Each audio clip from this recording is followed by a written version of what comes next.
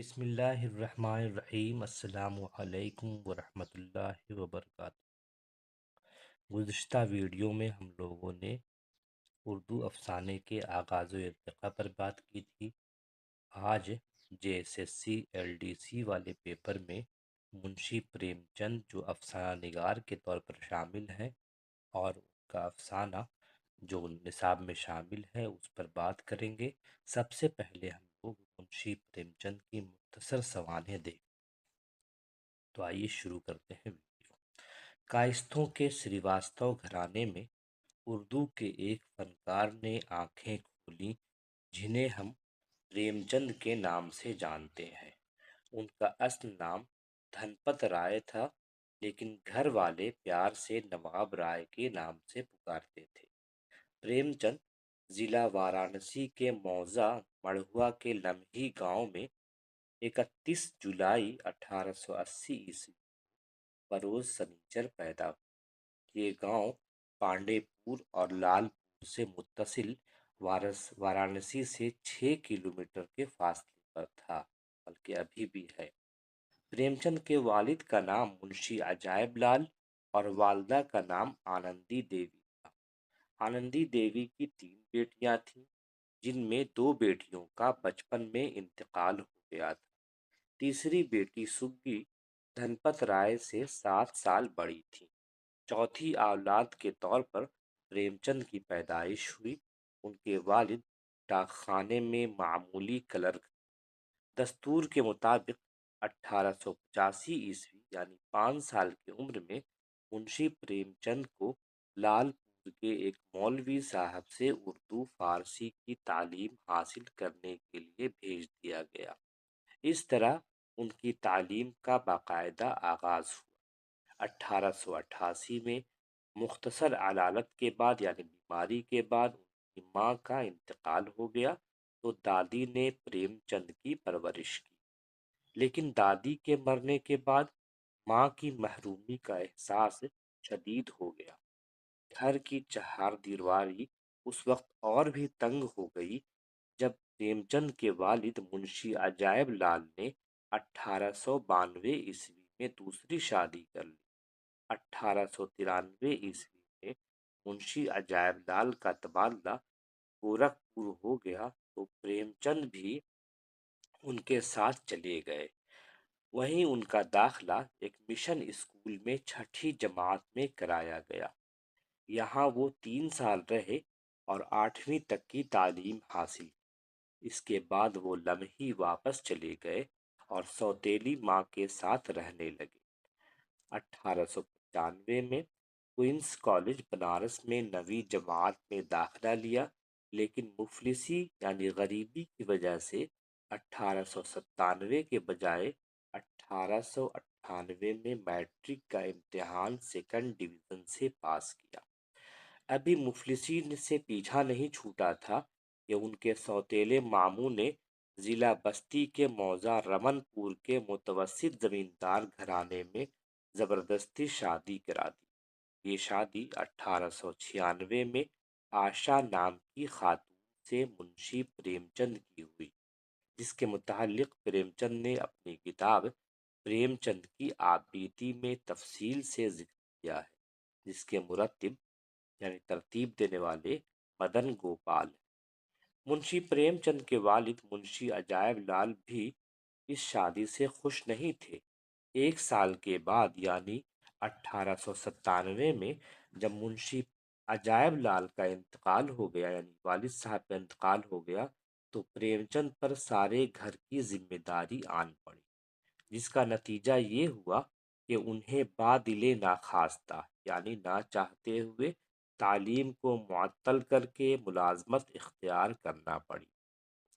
گزر بسر کے لیے پریم چند نے 5 روپے کے عوض ایک وکیل کے بچوں کو ٹیوشن پڑھانا شروع کیا اور ملازمت کے متلاشی رہے یعنی تلاش کرتے رہے، ڈھونڈتے رہے۔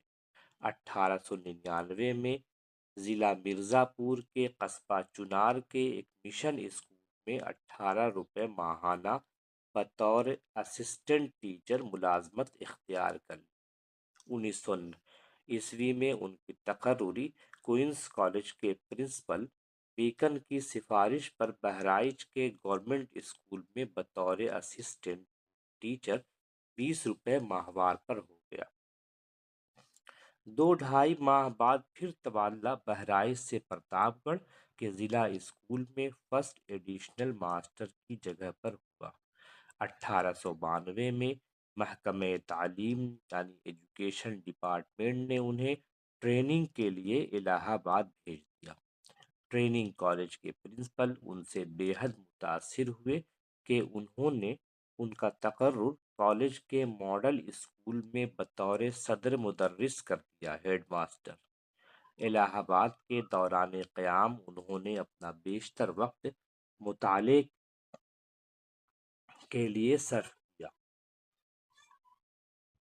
یا تصنیف و تالیف میں مصروف رہے۔ ماموں نے متعدد بار ان سے دوسری شادی کے لیے اصرار کیا یعنی ضد کیا۔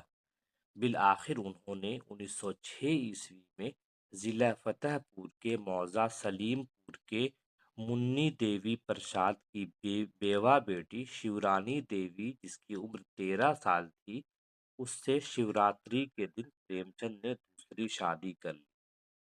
اس زمانے میں پریم چند کانپور میں مقیم تھے۔ کانپور کا قیام ادبی اعتبار سے بڑی اہمیت کا حامل ہے۔ منشی دیا نارائن نگم سے ان کے تعلقات ایسے استوار ہوئے کہ زندگی بھر قائم رہے۔ 24 جون 1909 کو وہ ترقی پا کر سب ڈپٹی انسپکٹر آف اسکولز ہو گئے اور ضلع ہمیرپور کی تحصیل مہوبہ میں تعینات ہوئے۔ ان کا بیشتر وقت دیہات کے اسکولوں کا معائنہ کرنے میں گزرا۔ 1913 میں ایک لڑکی پیدا ہوئی جس کا نام کملا رکھا۔ 1915 میں پریم چند کی پہلی بیوی کا انتقال ہو گیا۔ لگاتار گاؤں کے اسکولوں کا معائنہ کرتے ہوئے پریم چند کی صحت خراب رہنے لگی۔ بہت مشکلوں اور سفارش کے بعد ان کا تبادلہ 1916 میں بستی میں ہوا۔ یہیں قیام کے دوران انہوں نے میٹرک انٹرمیڈیٹ کا امتحان پاس کیا۔ 15 فروری 1921 کو گاندھی جی کی تحریک عدم تعاون کے سلسلے میں سرکاری ملازمت سے استعفیٰ دے دیا۔ 1923 میں فراق گورکھپوری کے اشتراک سے بنارس میں سرسوتی پریس قائم کیا۔ 1927 میں ماہنامہ مادھوری کے مدیر اور ہندوستانی اکیڈمی کے ممبر ہو گئے۔ 1930 میں سرسوتی پریس سے رسالہ ہنس جاری کیا۔ 1931 میں ٹون فلم کمپنی کے ڈائریکٹر ایم بھوانی کی دعوت پر مل مزدور کی کہانی لکھنے بمبئی گئے۔ 1935 میں فلمی دنیا سے بددل ہو کر بنارس واپس آ گئے۔ 10 اپریل 1936 میں لکھنؤ میں انجمن ترقی پسند مصنفین کے پہلے اجلاس کی صدارت کی۔ جون 1936 میں اچانک طبیعت خراب ہوئی اور 8 اکتوبر 1936 کی صبح 7:30 بجے 56 سال کی عمر میں ان کا انتقال لمحی بنارس میں ہوا۔ اب آتے ہیں ان کی ادبی زندگی کے حوالے سے بات کریں گے۔ پریم چند نے ادبی زندگی کا آغاز 1901 سے کر دیا تھا جب انہوں نے اپنے سوتیلے ماموں کی شخصیت کو بنیاد بنا کر ایک ناولٹ ایک ماموں کا رومان کے عنوان سے لکھا۔ بعض ماہرین پریم چند کی اس تخلیق کو ڈرامہ بھی قرار دیتے ہیں کیونکہ اس تخلیق میں ماموں کے کارناموں کو ڈرامائی انداز میں لکھا گیا تھا۔ اس کے بعد اکتوبر 1903 میں ان کا پہلا ناول اسرار معابد بنارس کے ایک ہفتہ وار اخبار آواز خلق میں قسط وار چھپنا شروع ہوا۔ یہ ناول 1905 میں اشاعت سے ہمکنار ہوا۔ ناول کے ساتھ انہوں نے افسانہ نگاری کا بھی آغاز کیا اور انہوں نے پہلا افسانہ عشق دنیا اور حب وطن کے عنوان سے اپریل 1908 میں لکھا جو زمانہ کانپور میں شائع ہوا۔ اردو افسانے کے بیشتر ناقدین نے تحقیق کو بالائے طاق رکھ کر پریم چند کا افسانہ دنیا کا سب سے انمول رتن کو پہلا افسانہ قرار دیا ہے، اور یہ بات مشہور بھی ہو گئی ہے، جبکہ ایسا نہیں ہے۔ ان کا پہلا افسانہ عشق دنیا اور حب وطن ہے۔ جون 1908 میں ہی ان کے 5 افسانوں کا مجموعہ سوز وطن کے عنوان سے شائع ہوا، جسے ایک روایت کے مطابق انگریزی سرکار نے 1910 عیسوی میں اس مجموعے کو قابل اعتراض سمجھ کر ضبط کر لیا اور پھر جلا ڈالا۔ یہ مجموعہ نواب رائے کے قلمی نام سے شائع ہوا تھا۔ اس کے بعد یعنی 1910 میں انہوں نے نواب رائے کے بجائے پریم چند قلمی نام اختیار کیا، اور یہ مشورہ ان کے دوست دیا نارائن نگم نے دیا تھا۔ اس مجموعے میں 5 افسانے شامل ہیں، جن میں دنیا کا سب سے انمول رتن، شیخ مخمور، یہی میرا وطن ہے، صلہ ماتم، عشق دنیا اور حب وطن شامل ہیں۔ پریم چند کے نام سے پہلا افسانہ بڑے گھر کی بیٹی ہے، جسے 1910 میں تحریر کیا گیا۔ یہ بات واضح رہے کہ پریم چند نے ابتدائی تعلیم اردو اور فارسی کی حاصل کی، لیکن 1921 عیسوی کے بعد وہ اردو سے بدظن یا تائب ہو گئے اور ہندی میں لکھنے لگے۔ اب ہم لوگ ان کی افسانوی مجموعوں پر بات کرتے ہیں، پھر ناول پر بات کریں گے۔ پہلا مجموعہ ہے سوز وطن 1908، اس کے بعد پریم پچیسی 1915، پریم بتیسی 1920، خاک پروانہ 1928، خواب و خیال 1928، فردوس خیال 1929، پریم چالیسی 1930، آخری تحفہ 1936، زاد راہ 1936، دودھ کی قیمت 1937، واردات 1937 عیسوی۔ اب ناول کی باری آتی ہے۔ ناول میں پہلے اردو میں نام ہے، پھر ہندی میں نام ہے، پھر سن اشاعت ہے۔ اسرار معابد، جو ہندی میں دیوستھان رہسیہ کے نام سے شائع ہوا، پہلے اردو میں 1905 میں۔